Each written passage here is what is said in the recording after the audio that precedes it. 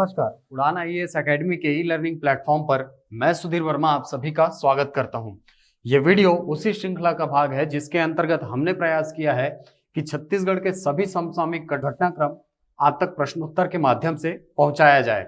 और आगे बढ़ने से पहले आपको बता दें कि 9 वर्षों की नवाचार परंपरा का निर्वहन करते हुए उड़ान आईएएस एकेडमी पुनः एक बार आपके लिए लेकर आया है CGPSC pre online test series, जिसके अंतर्गत आपको मिलते हैं न्यूनतम शुल्क में न केवल 51 टेस्टों की सीरीज बल्कि कुल 5100 प्रश्न, और इन सभी 5100 प्रश्नों का विषय विशेषज्ञों के द्वारा वीडियो एनालिसिस। हमसे जुड़े रहने के लिए हमारे यूट्यूब चैनल उड़ान आईएएस एडमिनिस्ट्रेटिव एकेडमी को सब्सक्राइब करें और प्रेस करें बेल आइकॉन को, जिससे हमारी आने वाली सभी वीडियोस की नोटिफिकेशन आप तक पहुंचती रहे। साथ ही CGPSC pre, mains, ACF, IBPS और अन्य सभी भर्ती परीक्षाओं की जानकारी के लिए और उनसे जुड़े वीडियोस प्राप्त करने के लिए आप गूगल प्ले स्टोर से हमारा एप्लीकेशन उड़ान आईएएस एकेडमी को डाउनलोड करें। आज का हमारा पहला प्रश्न है, कैंपा शासी निकाय की प्रथम बैठक की अध्यक्षता किसने की है? तो आपको बता दें कि ये जो कैंपा है ये राज्य सरकार के वन विभाग द्वारा चलाई जा रही एक योजना है और इसको प्रशासित करने के लिए एक शासी निकाय बनाई गई है और हाल ही में उसकी बैठक की गई है मुख्यमंत्री निवास में। 9 सितंबर 2020 को यह जो बैठक है वो संपन्न की गई है और इसकी जो अध्यक्षता की गई थी वो की गई थी मुख्यमंत्री श्री भूपेश बघेल के द्वारा। तो आपका उत्तर हो जाएगा option number A, Bhupesh Baghel. चलते हैं अगले प्रश्न की तरफ। तो हमारा अगला प्रश्न है, बांस शिल्प केंद्र का संचालन किया जाता है। ये पूछना चाहता है कि बांस शिल्प केंद्र जो है वो संचालन किस विभाग के द्वारा किया जाता है। आपके पास ऑप्शन में वन विभाग द्वारा, हस्तशिल्प बोर्ड द्वारा, औषधि एवं पादप बोर्ड द्वारा या क्रेडा द्वारा। तो आपको बता दें कि ये जो बांस शिल्प केंद्र है ये आदिवासी क्षेत्रों में वहां की लोकल कला का है ना, हस्तशिल्प कला को आगे बढ़ाने का कार्य करती है और ये संचालित होती है हस्तशिल्प बोर्ड के द्वारा। आपका उत्तर हो जाएगा ऑप्शन नंबर बी। चलते हैं अगले प्रश्न की तरफ।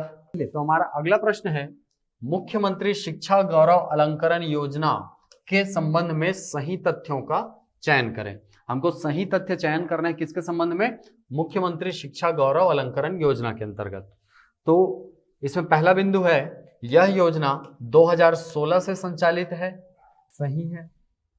शिक्षा के क्षेत्र में उत्कृष्ट कार्य करने वाले शिक्षक शिक्षिकाओं को जिला स्तर पर ज्ञानदीप सम्मान प्रदान किया जाता है, यह भी सही है। और हमारा तीसरा बिंदु है, योजना अंतर्गत विकास खंड स्तर पर शिक्षा दूत शिक्षक सम्मान पुरस्कार हेतु चयन किया जाता है। या यूं बोले कि विकास खंड स्तर पर जो शिक्षकों को सम्मान दिया जाता है उसको क्या कहा जाता है? शिक्षा दूत सम्मान। ये भी कथन सही है ना। ये जो योजना है मुख्यमंत्री शिक्षा गौरव अलंकरण योजना, ये वर्ष 2016 से चल रही है और इसमें 2 कैटेगरी में सम्मान प्रदान किया जाता है। एक दिया जाता है आपका जिला स्तर पर और एक दिया जाता है विकास खंड स्तर पर। तो जिला स्तर पर पुरस्कार दिया जाता है या सम्मान दिया जाता है उसको कहा जाता है ज्ञानदीप सम्मान, और जो विकास खंड स्तर पर दिया जाता है उसको कहा जाता है शिक्षा दूत शिक्षक सम्मान। तो आपका ऑप्शन नंबर डी, सभी कथन सही है, ये उत्तर सही हो जाएगा। चलते हैं अगले प्रश्न की तरफ। तो हमारा अगला प्रश्न है, जोगीमारा गुफा की मूर्तियां किस शैली में निर्मित है? आपके पास ऑप्शन में गांधार शैली, राजपूत शैली, मथुरा शैली और रोमन शैली। तो आपको बता दें कि ये जो जोगीमारा गुफा है वो सरगुजा जिले के रामगढ़ पहाड़ी पर स्थित है। इसको विश्व की प्राचीनतम नाट्यशाला होने का गौरव भी प्राप्त है। यहाँ पर कुछ मूर्तियां भी है जिनको पुरातत्व विज्ञानी जो है वो कहते हैं कि इसकी शैली कैसी है? राजपूत शैली है। तो आपका उत्तर हो जाएगा ऑप्शन नंबर बी, राजपूत शैली। जो जोगीमारा गुफा की मूर्तियां हैं वो किस शैली में निर्मित है? राजपूत शैली में निर्मित है। चलते हैं अगले प्रश्न की तरफ।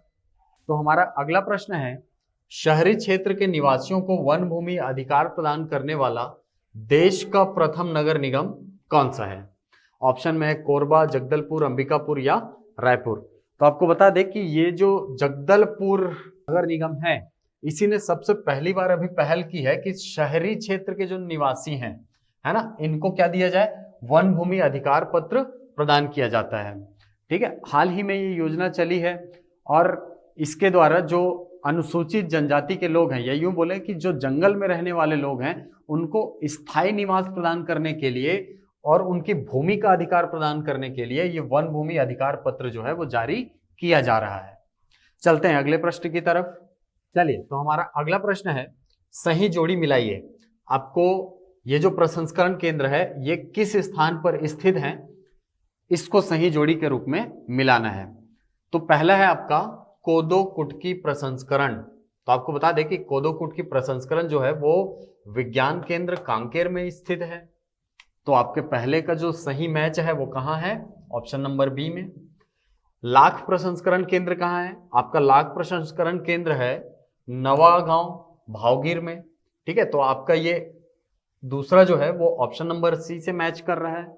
आपका मशरूम उत्पादन केंद्र जो है ना, या मशरूम उत्पादन प्रशिक्षण केंद्र जो है वो कहाँ पर स्थित है, ये है आपका मर्दापोटी में। तो इस प्रकार से आपका जो तीसरा ऑप्शन है वो किससे मिला है, ऑप्शन नंबर डी से। जबकि हर्रा प्रसंस्करण केंद्र जो है ये किससे मिलता है, इच्छापुर से, अर्थात इच्छापुर में क्या है, हर्रा प्रसंस्करण केंद्र स्थित है। ठीक, तो इसको याद रखेंगे कि कोदो कुटकी प्रसंस्करण कांकेर में है, लाख प्रसंस्करण नवागांव भावगीर में है, मशरूम उत्पादन प्रशिक्षण केंद्र जो है वो मर्दापोटी में है, और हर्रा प्रसंस्करण केंद्र है आपका इच्छापुर में। आपका ऑप्शन नंबर बी मैच करता है बी, सी, डी और ए, है ना, बी, सी, डी और ए। तो आपका उत्तर हो जाएगा ऑप्शन नंबर बी। चलते हैं अगले प्रश्न की तरफ। चलिए, हमारा अगला प्रश्न है, छत्तीसगढ़ के किन जलाशयों को वाटर स्पोर्ट्स टूरिज्म के रूप में विकसित करने की योजना प्रस्तावित है। आपके पास ऑप्शन में है सतरेंगा, हसदेव बांगो, सरोधा दादर और मलानिया जलाशय। तो आपको बता दें कि ये जो सतरेंगा है ये स्थित है कहाँ, कोरबा में।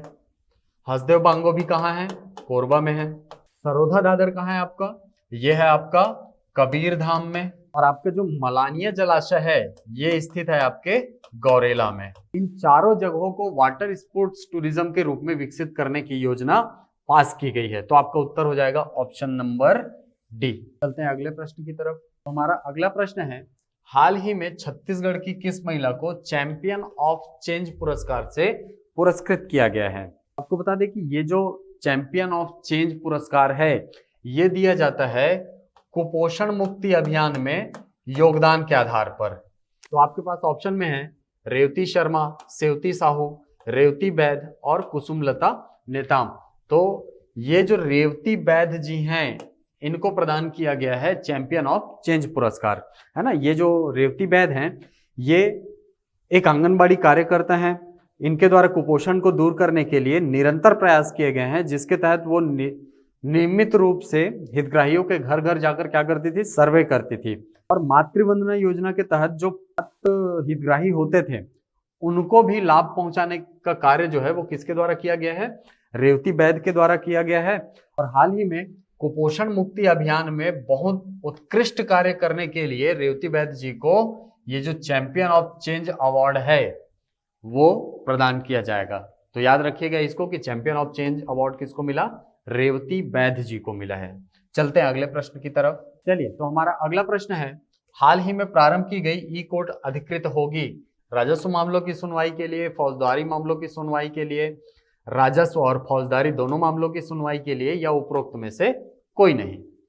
तो आपको बता दें कि ये जो ई कोर्ट है ये न्यायिक प्राधिकरण छत्तीसगढ़ के द्वारा चलाई जा रही एक ऑनलाइन योजना है जिसके अंतर्गत राजस्व मामलों की सुनवाई की जाती है। हाल ही में 11 जुलाई को पहला इसका प्रसंस्करण प्रारंभ हुआ था, या यूं बोले कि पहला ई कोर्ट जो है वो कब आयोजित हुआ था, 11 जुलाई को हुआ था। जबकि हाल ही में 19 सितंबर को इसका दूसरा चरण क्या होगा, आयोजित किया जाएगा।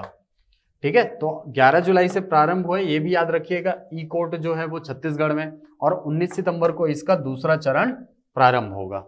और ये जो ई कोर्ट है वो क्या करती है, केवल राजस्व मामलों की सुनवाई करती है। तो आपका उत्तर हो जाएगा ऑप्शन नंबर ए। चलते हैं अगले प्रश्न की तरफ।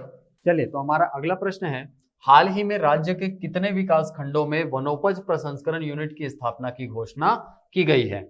आपके पास ऑप्शन में सभी विकास खंडों में, 15 विकास खंडों में, 85 विकास खंडों में, या 18 विकास खंडों में। तो आपको बता दें कि ये जो वनोपज प्रसंस्करण यूनिट है ये छत्तीसगढ़ के सभी आदिवासी विकास खंडों में लगाई जाएंगी। अब हमारे यहाँ आदिवासी विकास खंडों की संख्या कितनी है, 85। तो कुल 85 विकास खंडों में जो वनोपज प्रसंस्करण यूनिट है इसकी स्थापना की जाएगी, है ना। और इससे क्या होगा, वनोपज संग्रह करने वाले आदिवासियों को उनके संग्रहित वनोत्पादों का सही मूल्य प्राप्त हो पाएगा। ठीक है, तो आपका उत्तर हो जाएगा ऑप्शन नंबर सी। तो ये थे आज के हमारे कुछ समसामयिक प्रश्न और ये रहे उनके आंसर कीज। आशा करता हूं कि ये प्रश्न आपके एग्जाम के पॉइंट ऑफ व्यू से महत्वपूर्ण साबित होंगे। अगर वीडियो पसंद आया हो तो हमारे चैनल को सब्सक्राइब करें, वीडियो को लाइक करें, शेयर करें और गूगल प्ले स्टोर से हमारे एप्लीकेशन को डाउनलोड करें। इस वीडियो का PDF प्राप्त करने के लिए हमें टेलीग्राम पर ज्वाइन करें। मिलते हैं अगले वीडियो में। Thank you.